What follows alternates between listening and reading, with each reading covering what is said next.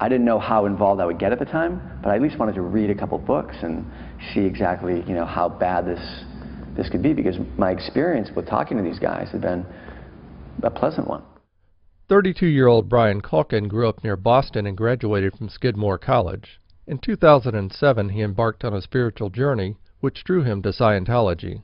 In the summer of 2009, he paid $80,000 in advance for a Scientology counseling program in Clearwater and booked his flight. And I flew into Tampa, and I was told by Charlie Bills, who was my rep, that I was going to be picked up by a flag bus, and basically I grab my bags and I go out to the curb, and there'll be a bus waiting for me, and you'll know it'll say flag on the side. And I was waiting for my luggage, and all of a sudden I hear someone say, "Hi, Brian," or something like that. You know, "Hey, Brian." And I turned around, and I was first shocked that someone knew who I was, you know. And it was two people from CMO, Commoners Messengers Organization, from the Superpower Project. And I said, "Oh, okay." So they said, "We're here to pick you up." On the car ride over to Flag, it was, you know, instantly involved in my first registration cycle, or reg cycle, for donations to the Superpower Project. And I remember being in the car and being like, you know, I'm not really ready to donate any money. They were trying to get me to donate to be a cornerstone, which is $35,000, I think, or $30,000.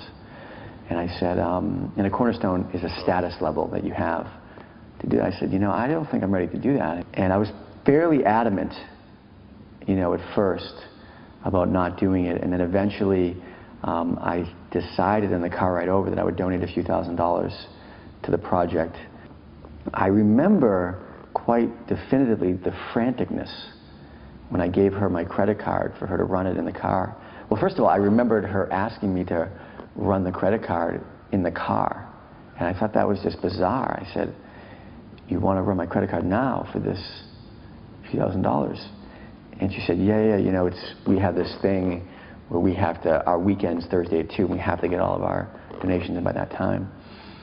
So I kind of was like, all right, okay. It's still a little weird, but sure. And in the minute I pulled up to the Fort Harrison Hotel where I was staying, and I stayed there for several months, there was a person waiting there for me to collect my money to finish my accommodations.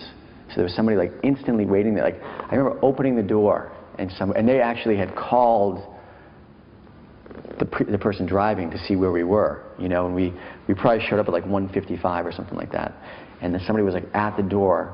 They opened the car door, and the guy was like, you know, "You, Brian, I need the money for the accommodation." And I was like, what the hell is going on at this place? And then immediately, you know, after I signed in, and I had I believe, an ethics interview, which everyone does when they go to Flag at first, I was instantly brought into to meet Dave Foster, who's one of the Flag Regs. And he instantly regged me to pay for my whole bridge, you know, which would have been like an additional, you know, $150,000 or something like that. So it was like, you know, the first day was like boom, boom, boom. You know, at first it was annoying, basically, you know. But then it got to the point where it was like really affecting me in the fact that I was like not feeling, you know, safe, you know, at the place. It was like every time I walked out of the auditing room, it was like people looking for money from me. It was quite ridiculous. After a session one day, my auditor, Nina Palmer, who was a class 12, you know, we sat down after the session, and she said, "You know, Brian, I really think that you should do, you know, your patron, it's like, you know, she really was like kind of laying on the compliments. You know, you're so young and you're so successful, and, you know, this is such an important thing to do." And I said, "Yeah, you know, I think it is an important thing to do, but I don't think, you know, I just spent a lot of money on my L's, and I don't think I'm really quite ready to, you know, do that kind of financial commitment right now." You know, she was looking for $50,000. I said, "I'm not really ready for that, you know."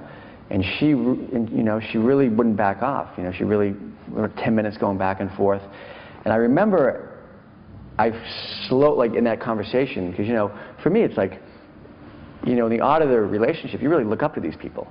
I was amazed at this really strong intention these people had, where they could just, you know, sit someone down in the room and say, "Listen, you're going to give us 50 grand. We need it to, you know, stave off the destruction that this planet is heading on to, you know, very shortly."